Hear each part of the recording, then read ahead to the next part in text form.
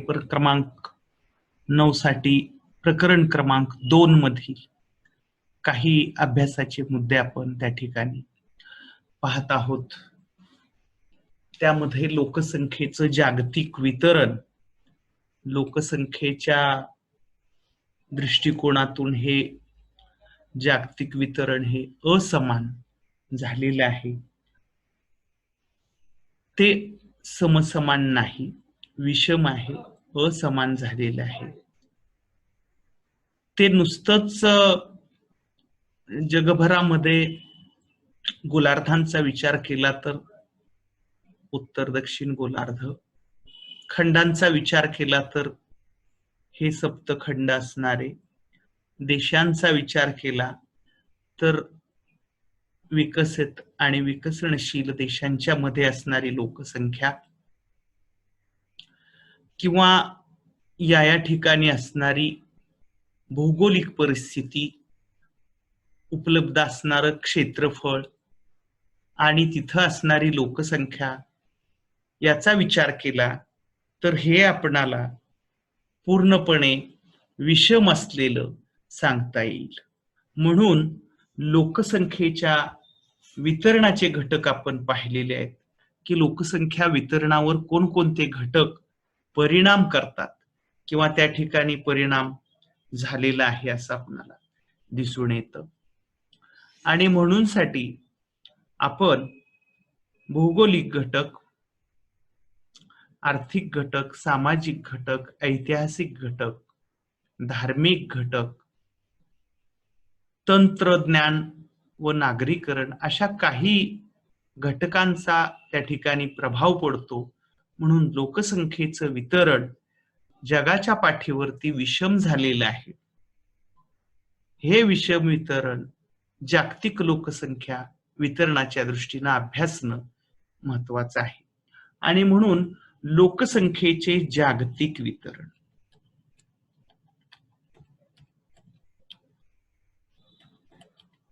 लोकसंख्येचे जागतिक वितरण,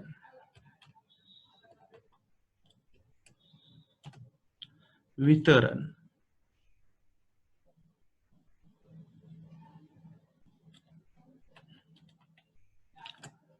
आता लोकसंख्येचे जागतिक वितरण पाहत असताना आपणाला लोकसंख्येच्या घनतेचा विचार करून त्या ठिकाणी दर चौरस किलोमीटरला जे लोक वास्तव्य करून आहेत किंवा राहतात किंवा वावरतात असे दर चौरस किलोमीटरला घनतेचा विचार करून घनतेच्या आधारावरती जागतिक लोकसंख्येचं वितरण हे सांगितलं जातं. आणि म्हणून साठी लोकसंख्येच्या घनतेवर आधारित लोकसंख्येचं वितरण सांगत असताना आपणाला हे विरळ लोकवस्तीचे प्रदेश, विरळ लोकवस्तीचे प्रदेश, लोकवस्तीचे प्रदेश.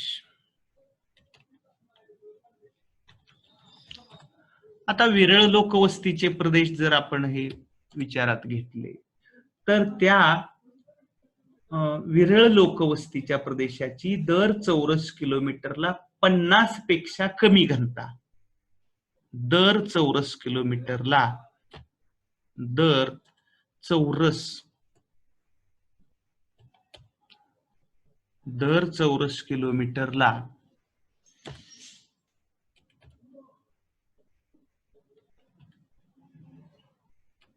दर चौरस किलोमीटरला 50 पेक्षा कमी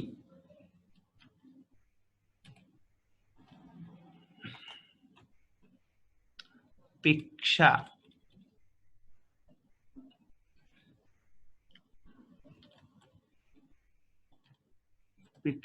कमी लोकवस्ती,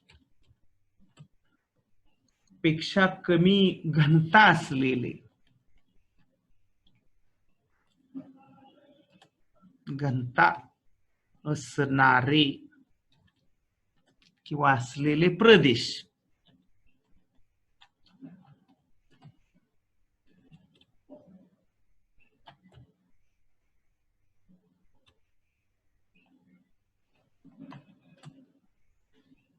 घनता असलेले प्रदेश. आता 50 पेक्षा कमी प्रत्येक चौरस किलोमीटर विचार घेतला तर 50 पेक्षा कमी घनता असलेले प्रदेश म्हणून विरळ लोकवस्तीचे प्रदेश म्हणून त्याला ओळखलं जातं. विरळ लोकवस्तीचे प्रदेश. आता हे विरळ लोकवस्तीचे प्रदेश कुठं आहेत, कोणते भाग आहेत असे जगाच्या पाठीवर की जिथं विरळ लोकवस्ती आहे किंवा लोकांचं प्रमाण फारच कमी आहे, तर हे विरळ लोकवस्तीचे प्रदेश म्हणून आपणाला याची काही उदाहरणं देता येतील. ते म्हणजे मानवी जीवनासाठी अत्यंत प्रतिकूल परिस्थिती, म्हणजे जीवनासाठी अनुकूलता अशा प्रकारची इथं असत नाही, प्रतिकूल असेल, भौगोलिक दृष्टिकोनातून प्रतिकूलता असते, अशा प्रदेशांचा समावेश होतो. यात प्रामुख्याने उल्लेख करता येईल आपणाला ते म्हणजे विषुववृत्तीय अरण्ये.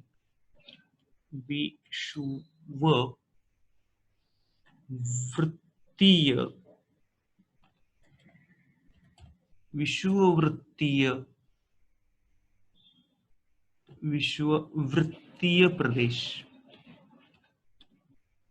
विषुववृत्तीय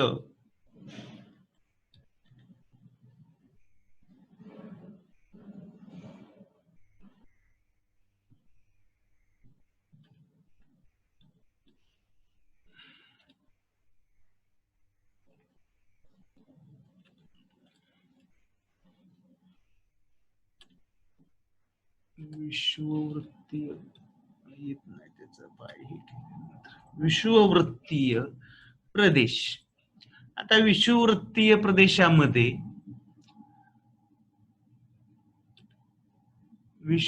प्रदेशामध्ये जे भाग येतात ते, त्याचबरोबर दुसरा आहे हिमाच्छादित प्रदेश. हिमाच्छादित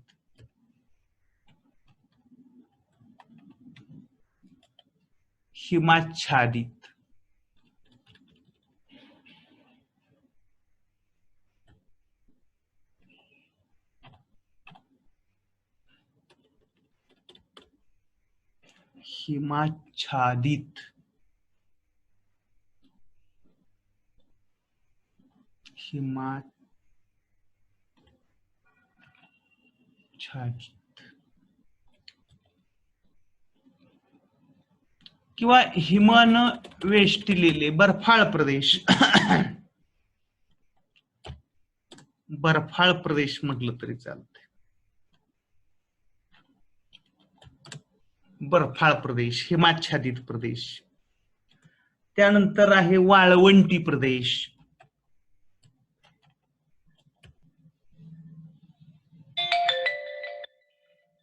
वाळवंटी प्रदेश.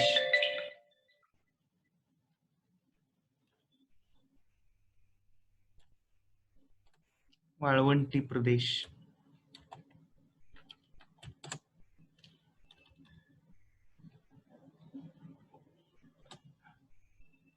त्याचबरोबर उंच पर्वतीय प्रदेश. उंच पर्वतीय प्रदेश.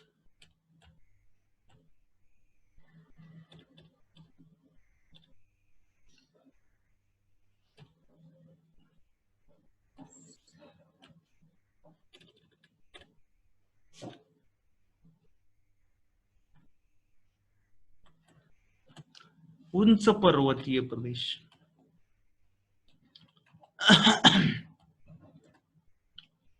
उंच पर्वतीय प्रदेश. उंच पर्वतीय प्रदेश.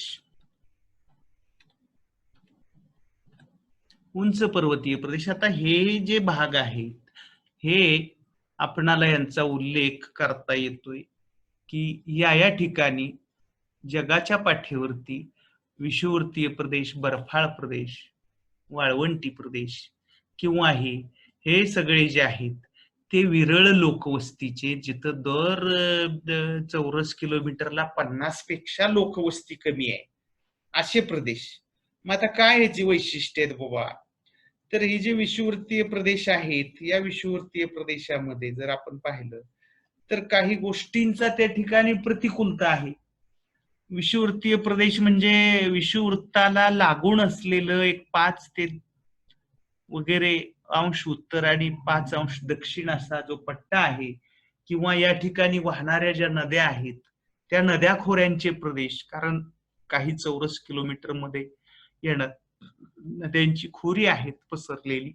उदाहरणार्थ तुम्हाला सांगता येईल की अमेझॉन नावाची नदी दक्षिण अमेरिकेमध्ये विषुवृत्तीय प्रदेशामध्ये वाहते, किंवा आफ्रिकेमध्ये झाईरे नावाची, झाईरे म्हणजे कांगो तिचं जुनं नाव आहे,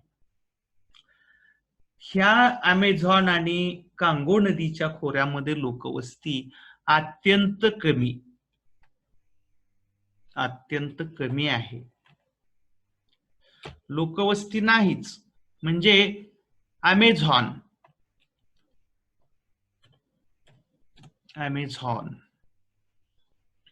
नदी, त्याचबरोबर कांगो नदी,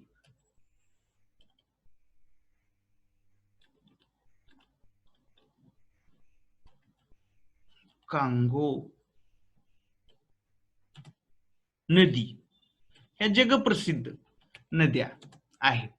अमेझॉन नदी, कांगो नदी विषुवृत्तीय प्रदेशामध्ये ह्या नद्या वाहतात, पण इथं मात्र भौगोलिक दृष्ट्या फारच प्रतिकूलता आहे, म्हणून लोकवस्ती विरळ आहे त्या ठिकाणी.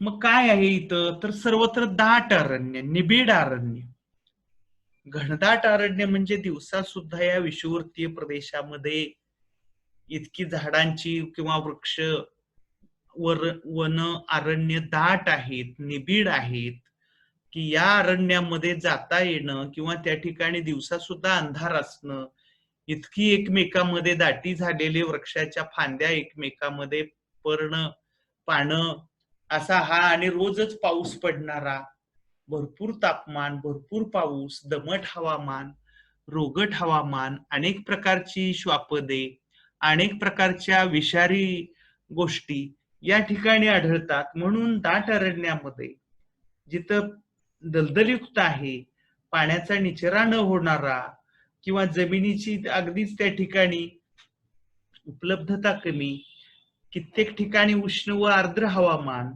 उपद्रवी कीटक, या सर्व कारणामुळे मानवी जीवन हे तिथलं हलाखीचं आहे.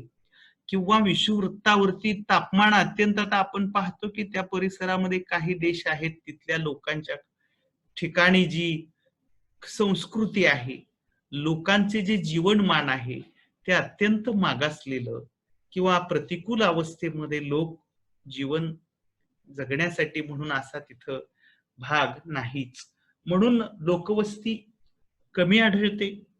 आणि मग सर्वायवल ज्याला म्हणूया, आर्थिक दृष्ट्या जीवन जगण्यासाठी ज्या गोष्टी आवश्यक आहेत त्या तिथं फारच कमी आहेत, किंवा आर्थिक दृष्ट्या मागासले पण आहे, म्हणून लोकसंख्येची घनता कमी आढळते.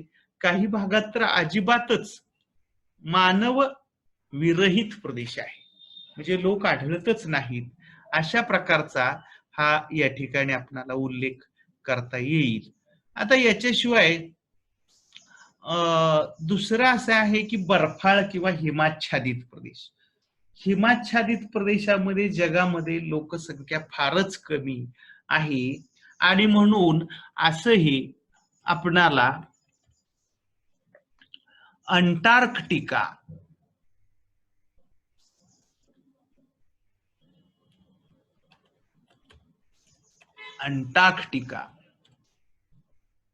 तर या अंटार्क्टिका खंडामध्ये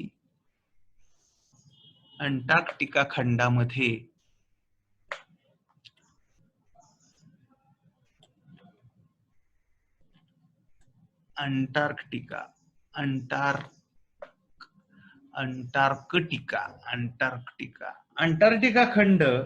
हे जे आहे ते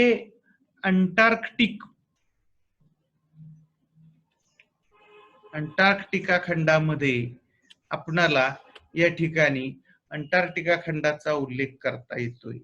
तर हे एक मोठं खंड आहे, बर्फाच्छादित प्रदेश आहे. अंटार्क्टिका आणि आर्किटिक. अंटार्क्टिका म्हणजे दक्षिणेकडे असलेलं,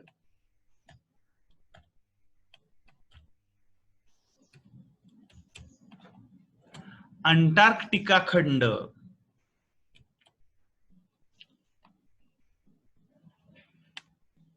अंटार्क्टिका खंड हे त्या ठिकाणी आपणाला उल्लेख म्हणून सांगता येतोय की अंटार्क्टिका खंड हे बर्फाच्छादित खंड आहे, फार मोठा त्या ठिकाणी असणारा बर्फाळ प्रदेश आहे, थंड प्रदेश आहे, सगळीकडेच बर्फाच्छादित जमीन भू आहे किंवा बर्फांच्या मोठमोठे हिमनग आहेत त्या ठिकाणी, फारच तापमान कमी आहे, 0°C खाली असलेलं, पलीकडे असलेलं वर्षभर अशा प्रकारचं सिच्युएशन अंटार्क्टिका खंडावरती आहे.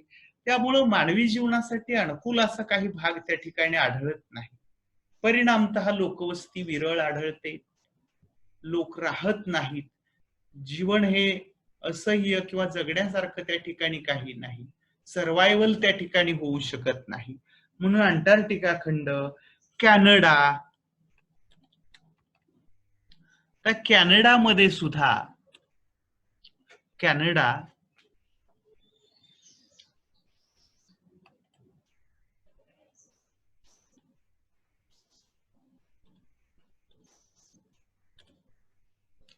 नावाचा जो देश तिकडं अमेरिकेकडं आहे, कॅनडा. आता कॅनडाचा सुद्धा जर आपण नकाशामध्ये विचार केला तर असा हा आर्कटिक प्रदेशामध्ये, म्हणजे 66.5 अक्षवृत्ताच्या पलीकडे तापमान अधिकच कमी कमी होत जातं आणि सूर्याची किरण नुसती असतात, त्याच्यामध्ये तापमान कमी आहे. हा पृथ्वीच्या गोलाकार प्रकाराचा किंवा त्या ठिकाणी दक्षिण गोलार्ध, उत्तर गोलार्ध आणि सूर्याचं भ्रमण याचा विचार केला तर उत्तरेकडं 6 महिन्यांची रात्र, 6 महिन्याचा दिवस असं जरी असलं तरी तापमान मात्र कमी असतं. म्हणून सायबेरियामध्ये, कॅनडामध्ये किंवा अलास्कामध्ये हे भाग आहेत, बर्फाळ प्रदेश आहेत. कॅनडा असेल किंवा त्या ठिकाणी अंटार्क्टिका असेल, अलास्का आहे, अलास्का,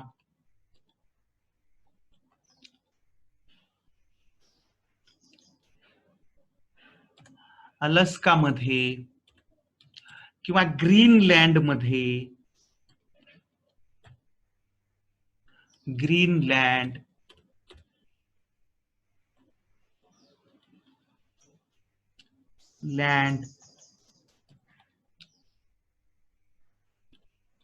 ग्रीनलँड मध्ये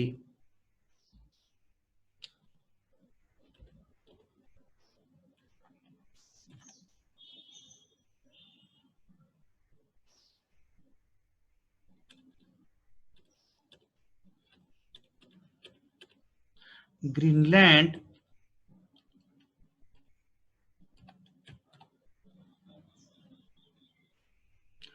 तेव्हा हा जो उत्तरेकडचा भाग आहे, इथं दिवसा सुद्धा तापमान कमी ग्रीनलँड मध्ये, उत्तर ध्रुव,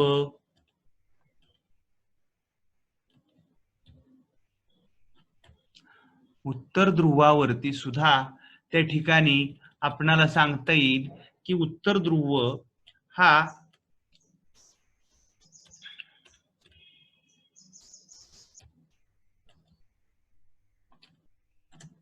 ध्रुव,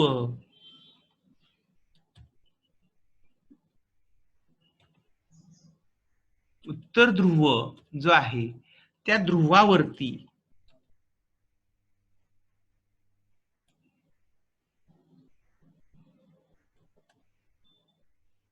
उत्तर ध्रुवावरती सुद्धा अशा प्रकारचं भाग आहे.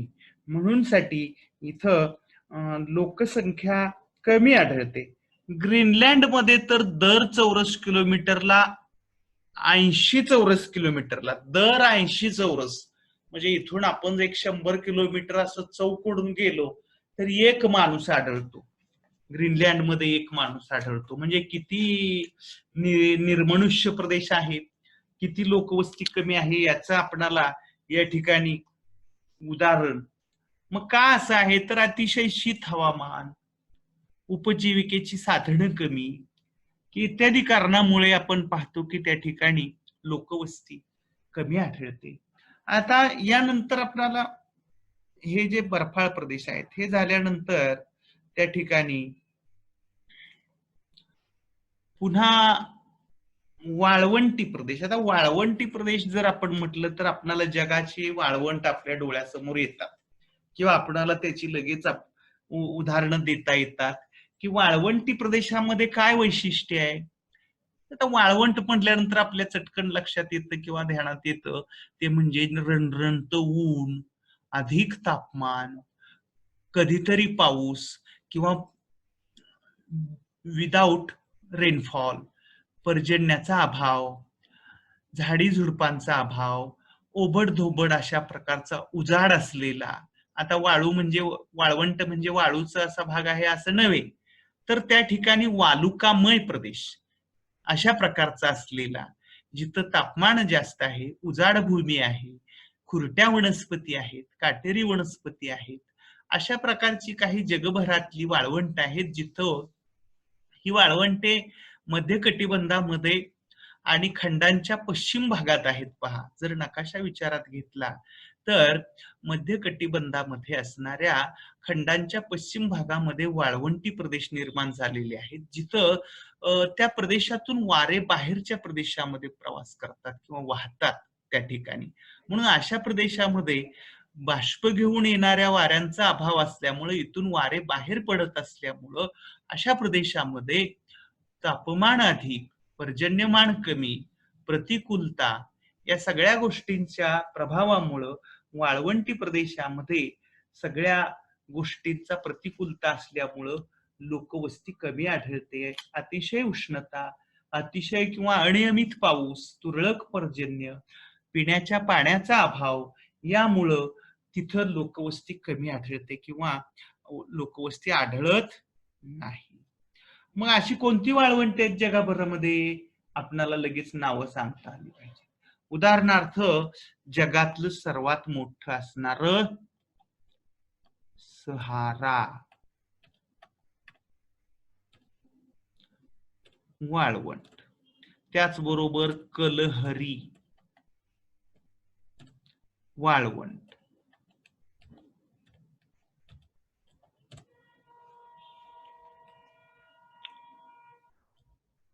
कलहरी वाळवंट. सहारा हे जगातलं मोठं आहे, विस्तारानं मोठं आहे. त्याचबरोबर कलहरी वाळवंट आहे, हे आफ्रिका खंडामध्ये असलेलं सहारा व कलहरी. आता त्यानंतर सौदी अरेबिया किंवा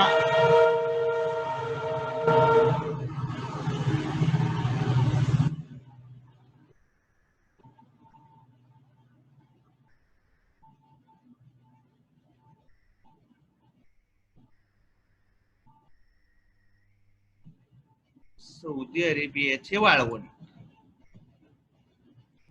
तर सौदी अरेबियाचे वाळवंट हे प्रसिद्ध आहे. त्या ठिकाणी आखाती देशामध्ये आपण पाहतो की तिथं या वाळवंटी प्रदेशामध्ये अत्यंत लोकवस्ती कमी आढळते किंवा विरळ लोकवस्ती आहे त्या ठिकाणी. अरेबियन वाळवंट, थरचे वाळवंट, थरचे वाळवंट आता आपल्याला राजस्थान मधील थरचे वाळवंट, थरचे वाळवंट, थरचं वाळवंट हे पण आपल्याला उदाहरण देता येईल की त्या ठिकाणी थरच्या वाळवंटी प्रदेशामध्ये सुद्धा अशा प्रकारचीच परिस्थिती आहे. त्याचबरोबर दक्षिण अमेरिकेतील अटाकामा वाळवंट, अटाकामा वाळवंट,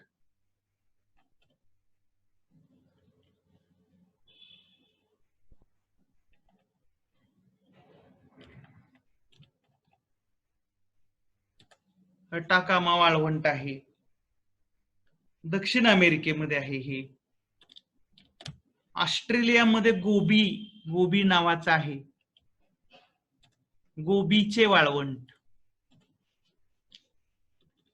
गोबीचे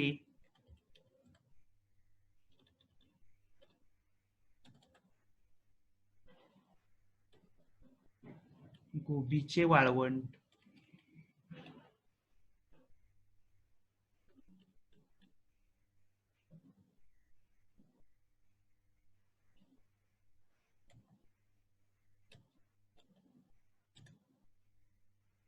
गोबीचे वाळवंट, तर या वाळवंटी प्रदेशामध्ये अत्यंत प्रतिकूल अशा प्रकारची परिस्थिती असल्या कारणानं वाळवंटी प्रदेश हे लोकसंख्येच्या दृष्टीनं विरळ लोकवस्ती असलेले दिसून येतात. जसं मगाशी आपण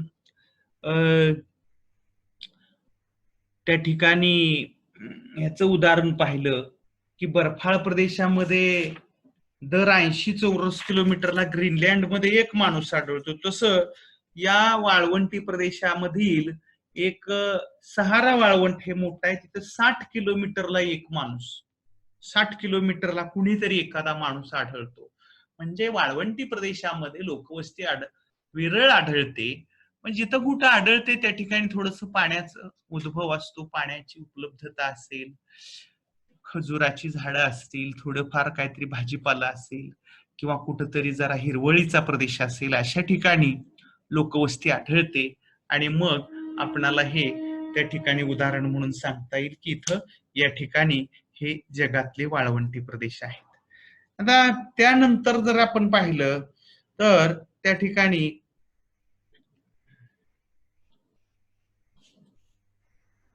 हे वाळवंटी प्रदेश जे आहेत ते पाहिल्यानंतर आपणाला त्या ठिकाणी पाहता येईल ते म्हणजे उंच पर्वतीय प्रदेश.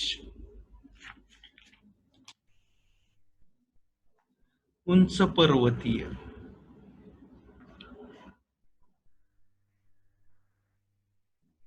उंच पर्वतीय प्रदेश. आता उंच पर्वतीय प्रदेशाची काय खासियत आहे? इथं कार वेळ लोकवस्ती नाही, आणि जर असेल तर थोडीफार आढळते, पण ती ठराविक प्रदेशामध्ये, ज्याला आपण पर्यटन वगैरे म्हणूया अशा ठिकाणी असते. पण एकूण विचार केला तर पर्वतीय प्रदेश हे उंच, अतिशय थंड हवामान, ओबड-धोबड, दळणवळणास प्रतिकूल, घनदाट वनस्पतीचे प्रदेश किंवा जमिनीचा अभाव, या ठिकाणी असणारा दरी डोंगर किंवा दऱ्याखोऱ्यांचा प्रदेश, अशा काही गोष्टीमुळं त्या ठिकाणी या तापमान कमी, उंची जास्त, घनदाट हिमवृष्टी, अतिपर्जन्य, दुर्गमता अशा काही भौगोलिक घटकांच्या प्रतिकूलतेमुळं असणारा पर्वतीय प्रदेश हा विरळ लोकवस्तीचा आहे किंवा इथं लोकवस्ती फारच कमी आढळते. त्या ठिकाणी अभाव आहे. उंच पर्वतीय प्रदेश, जगातली काही उदाहरणं आपल्याला सांगता येईल की इथं लोकवस्ती विरळ आढळते. त्या ठिकाणी जगातले पर्वत आता डोळ्यासमोर तुम्ही जर आणले तर ते हिमालय पर्वत. आता हा तुम्ही भारताच्या उत्तर सीमेलगत असणारा आणि उंच अशा गिरीशिखरांचा असलेला बर्फाळ प्रदेश असलेला, इथं आपण पाहतो की काय अवस्था आहे, कशा प्रकारचं जीवन असू शकेल किंवा असतं, कसे लोक तिथं वास्तव्य करत असतील. तर हिमालय पर्वत हा किंवा अँडीज नावाचा पर्वत आहे,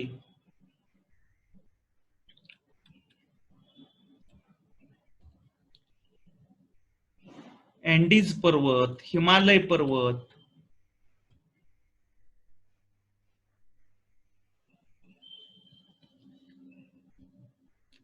अँडीज पर्वत हा जो आहे, तर अँडीज पर्वतावरती किंवा आल्प्स आल्प्स पर्वत,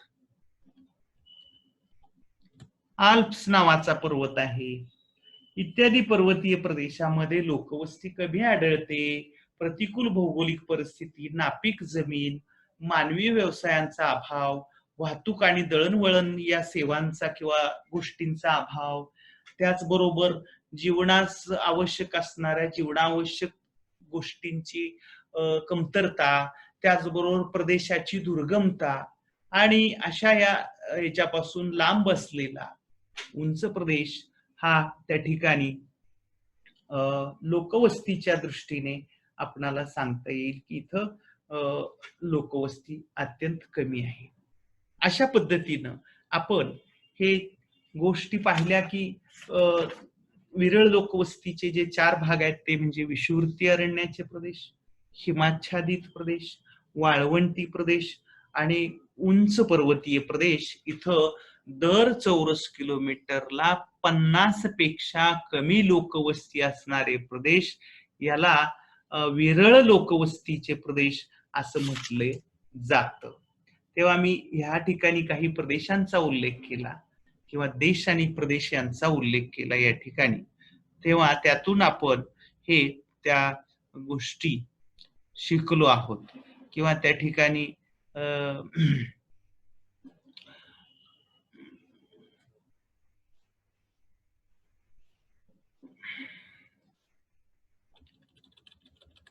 प्रदेश आणि देश इथं लोकवस्ती कमी आहे. प्रदेश आणि देश.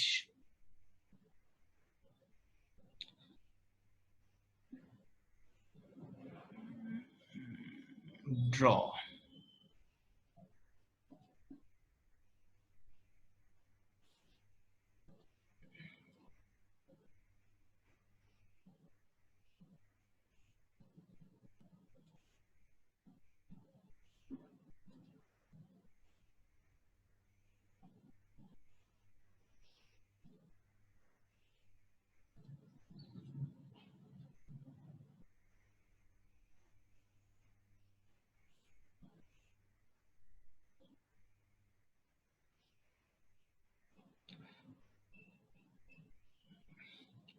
तुम्हाला त्या ठिकाणी एक टेबलच्या साहाय्यानं सुद्धा सांगता येऊ शकेल की त्या ठिकाणी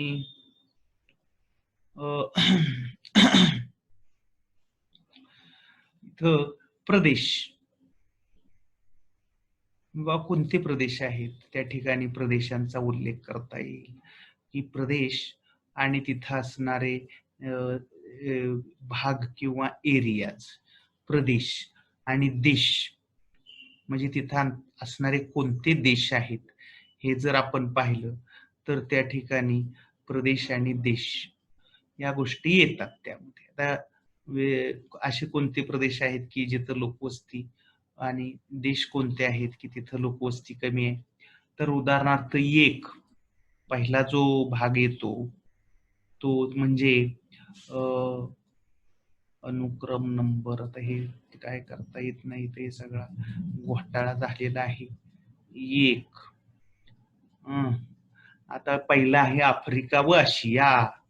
आता नुसतं मी त्याचं सुरुवातीचे अक्षर आफ्रिका व आशिया दोन्ही पे आच आहेत. आफ्रिका व आशिया. तर इथं काय आहे मग आफ्रिका खंडाचा उत्तर भाग, उत्तरेकडचा प्रदेश, त्यातनं आशिया खंडाचा पश्चिम भाग, पश्चिमेकडचा प्रदेश, त्याचबरोबर पूर्व पट्टा. हे आता पश्चिमेकडचा भाग म्हटलं तर तिथं वाळवंटी आली, उत्तरेकडचा भाग आला तर आशिया खंडाचा उत्तरेकडचा हिमाच्छादित प्रदेश आला. पूर्व भाग सहारा, अरेबियन द्वीपकल्प, सहारा नावाचं वाळवंट आहे. तर हे त्याच्यामध्ये तुम्हाला असं टेबल फॉर्म मध्ये देता येऊ शकतं. सहारा, अफगाणिस्तान हे आशियामध्ये आहे, अफगाणिस्तान. त्याचबरोबर मलेशिया हे विषुववृत्तीय प्रदेशामध्ये येतं. मलेशिया, जे इंडोनेशिया आपण पाहतो की नाही, तर ते नकाशामध्ये हे आफ्रिका व आशिया खंडामध्ये असणार. आशिया खंडात आणि आफ्रिका खंडाचे जे भाग आहेत ते त्या ठिकाणी आशिया खंड, आफ्रिका खंड हे उत्तर व पूर्व आशिया, सहारा, त्याचबरोबर हे मलेशिया किंवा त्या ठिकाणी असणारा आशिया खंडातील भाग आहे, अरेबियन द्वीपकल्प आहे. तर असे ते प्रदेश ज्याच्यामध्ये आपणाला हे सांगता येतं. त्यानंतर मग देश सांगितले, प्रदेश सांगितले की आपणाला पुन्हा काय करता येऊ शकतोय, प्रदेश व देश. मग एक झाला तर आता दुसरा काय करता येईल का, सांगता येईल का, तर त्याच्यामध्ये पहा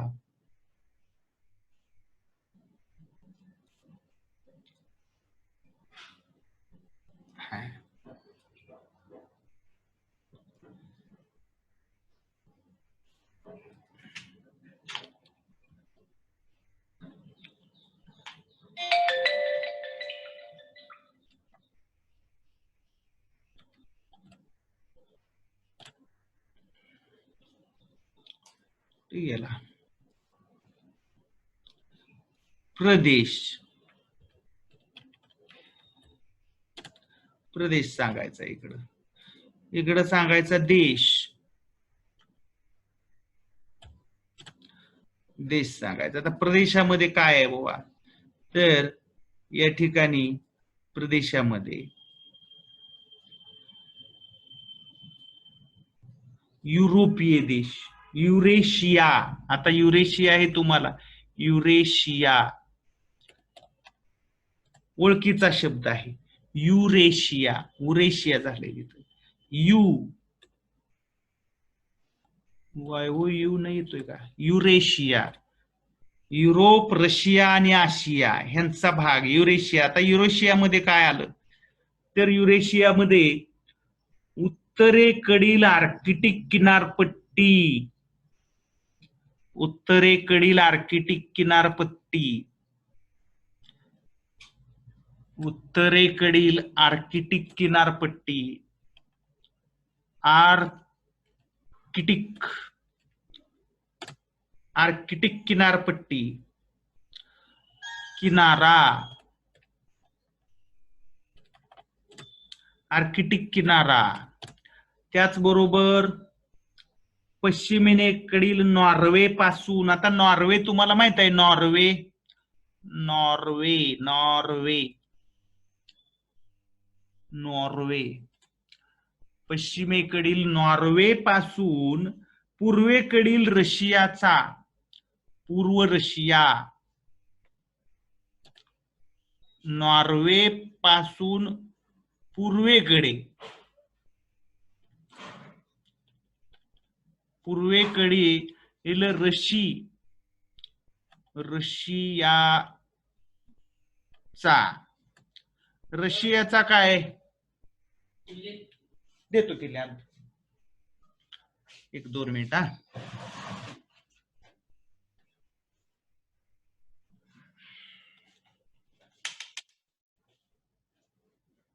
श्रीराम श्रीराम.